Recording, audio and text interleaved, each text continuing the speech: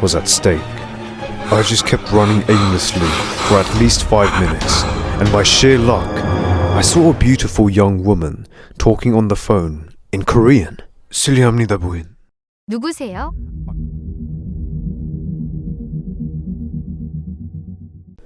A Korean proverb states, 궁하면 똥한다. If one is desperate enough, one will find a way. Even if the sky collapses, there is always a way to escape. My name is Siroy, and this happened almost a decade ago. I was an international student at King's College in London, originally from Korea. It was my first time away from home, so I was really excited to go somewhere new. I had passed the entrance exams to the College of Medicine with top marks. Only 13 to 15 of every 100 candidates were accepted into King's College, so I was honored to be one of them. My parents were so proud of me that they rented me an apartment near London's Chinatown. London's Chinatown is famous for the celebration of the Chinese New Year, but this is also the place to go if you're craving some boba tea or fried chicken. One day, my friends Yi Chen and Jun asked me to come with them to eat at Chinatown. On the way, we saw a restaurant that none of us had been to before. Needless to say, we were intrigued. Its name was Janga Restaurant. It was hidden behind an unmarked door on Gerrard Street. That's probably the reason why we'd never seen it before. We climbed the stairs and saw a 3-floored warren filled with some incredibly adventurous Korean cuisine. There were some annoyed glances amongst the Korean staff when we sat at the corner table, but we decided not to pay any attention to that. Although the service was terrible, the food was delicious. So for any of you folks watching, just remember, if you want some authentic Asian food, you may have to bear with the staff, but I think it's worth it. About 2 hours later, my friends and I had finished some amazing hot pot and downed at least 3 bottles of soju each. So naturally, I had to make an appointment to the restroom. Despite being drowsy from the alcohol, I was able to find my way. However, on the way back, I had made the wrong turn, and that was the beginning of the worst mistake that I had ever made. I was lost and I needed help, but I made another mistake when I opened a door leading to an inner room. The room looked like one of the labs in my university. There were several people inside in full laboratory attire. I could sense that they were rattled when they saw me, despite their faces being hidden in their N95 masks. When I looked at the far end of the room, some men with automatic rifles were stacking neatly packed white powders inside statues. My legs felt wobbly with this discovery. I realized that I had to get the hell out of here as fast as possible. They desperately started shouting in Korean. I turned and hurriedly entered another room. The next room was full of thugs that seemed to be in a meeting. One of them stood up. 야, 도대체 당신은 누구야? An old man said as he stood up. His nose and forehead were scrunched up, while one of his eyebrows were raised. 길을 잃었어. 정말 죄송합니다, 선생님. I bowed in apology. Suddenly, I felt a sharp pain as someone from behind kicked me in the leg. I was so confused by the sudden turn of events that all I could do to defend myself was to cover my head with my hands as punches and kicks rained down on my body. I blacked out. I woke up to the sight of the same old man. He had broad shoulders and was wearing a suit and a lot of gold jewelry. He stood up and grinned when he saw me open my eyes. 도대체는 손님이 개일싸? I hope you enjoyed your meal. It might be your last one, he said with a menacing grin on his face. I was surprised to hear Jun and Yi Chen's muffled cries. They were each tied to a chair, just like me. I could see that they were severely beaten up as well. Please let us go. We haven't done anything wrong. 제발, 선생님. The old man was relaxed and exuded confidence in his movements. He signaled something by raising his arm. Upon seeing this, one of his men went to me and slapped me in the face. He grabbed me by the hair and turned my face towards the old man. The old man walked several steps near me and spoke. Luckily, we have a job vacancy. However, we only need one. 너도 한국인이니까 살려줄게. He raised his right arm. Immediately, another man wearing a leather jacket pulled out his gun and shot Jun right between the eyes. He was killed in an instant. Then, another thug took a fire extinguisher and smashed it into Yu Chen's head. He kept hitting him until his body went limp. The sound of cracking bones was disturbing. His brain and blood splattered all over me. I could not believe what was happening. I was horrified to think that this was all because of me. If only I had made the right turn. How did I end up in this situation? I wept in agony as I saw my only friends murdered stone cold. They found every single piece of information they could. Where I lived, who my parents were, and what I did on a daily basis. They took copies of all my IDs, including my passport. I was warned not to say anything about the incident, and if any of it leaked out, I along with my loved ones would certainly die.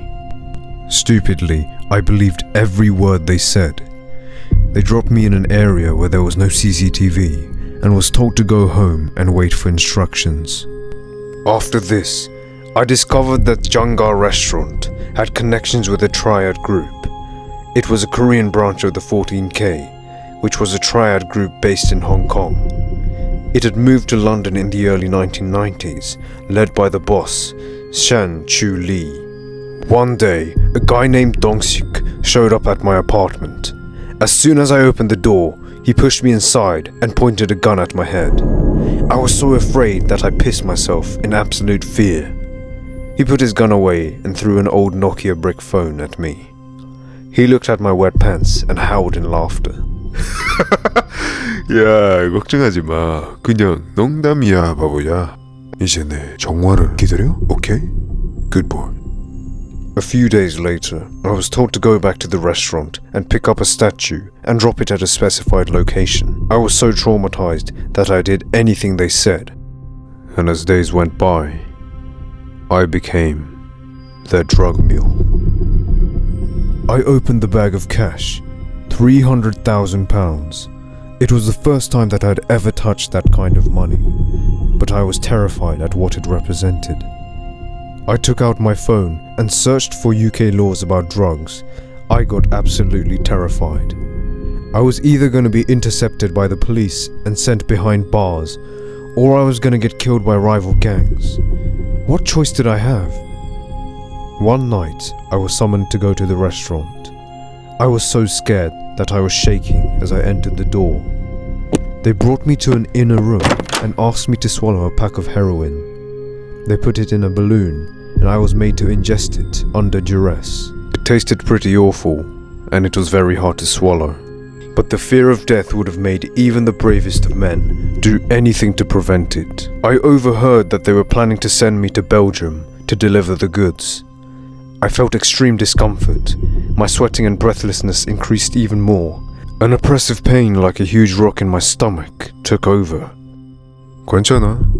Just do as we say and you'll be safe. Dong-sik said as he patted me on the back. There were at least 10 men inside the room, so I was too embarrassed to make eye contact with any of them. The old man suddenly entered. Everyone stood up and bowed. 야, 정식이. 형전의 향화는 어떻습니까? He said as he lit a cigarette. 불행히도 그것은 우리의 라이브를 위해 점령됐습니다. 그들은 모두를 잡았습니다. 그리고 He paused. I could tell that he was hesitating to tell the entire story. 빨리 말해. The old man glared at Dong-sik. 우리가 보낸 사람들은 돌아왔지 않았다, 사장님. Dong-sik looked down at the floor and started shaking and sweating. 야, 씨발 새끼야! The old man burst into a fit of rage and picked up a chair. He smashed it into the ground and trampled it to pieces. Sir, are you sure we don't have anyone left? Dongshik asked. The old man turned to me and smiled. I arrived at the Buddhist temple in Fitzrovia, London, conspicuously holding a duffel bag. I was so tense that I could taste the salty sweat trickling down my forehead. But I tried to compose myself. It was hard to stay calm when I could feel my stomach bulging full of drugs. I removed my shoes and left them at the door. This was the rival gang territory, and everyone sent here was not heard from again. I had to blend in, make the drop, and get the hell out of here. Within 5 minutes, I dropped the bag in the designated area and made my way out of the temple without any incidents. However, my shoes had completely vanished. I was so afraid that I just wanted to leave as fast as I could, so I removed my socks and tossed them away. I frantically ran to the bus stop barefoot.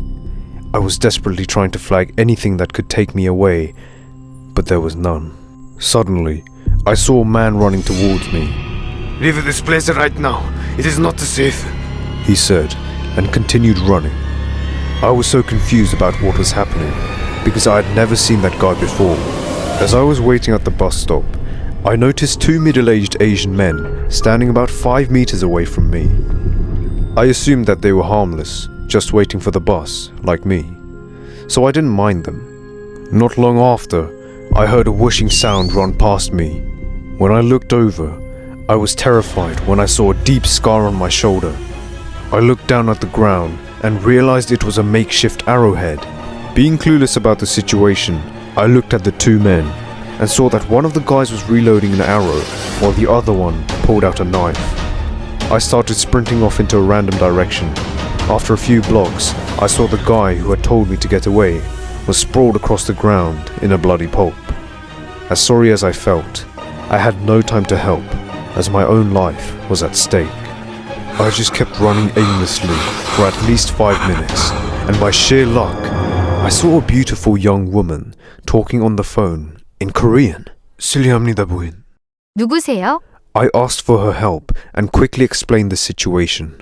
She drove me to the Korean embassy, and within 10 minutes, we had arrived. I told them about everything in the ambassador's office and sought protection for my family in Korea. I gave them my phone, and they were able to track my conversations with the triad. I also showed them a photo of the packs of heroin and the money saved on my phone as evidence. Finally, a backscatter X-ray was used to scan the packs of heroin that I had swallowed. The latex balloon with the packs of heroin was recovered from my feces. A few days later, the authorities had raided the restaurant and found the laboratory and all the drugs. They also found the dead bodies of my friends, Jun and Yi Chen, inside a freezer. Dongshik and his men were arrested, but the cunning old man had already escaped. I still get nightmares of the evil look on the old man's face and Jun and Yi Chen's lifeless bodies. The only reason why I didn't end up like them was purely because I was Korean. But luckily, I managed to do well in medical school, and after about 7 years, I graduated with a bachelor's degree and a master's degree in medicine. And that young woman who helped me escape, well, we actually got to know each other quite well, and recently we got engaged. So I guess I would have never met her if this strange experience never happened. But yeah, it's been a decade since this occurrence, and I'm glad I can finally put this to rest.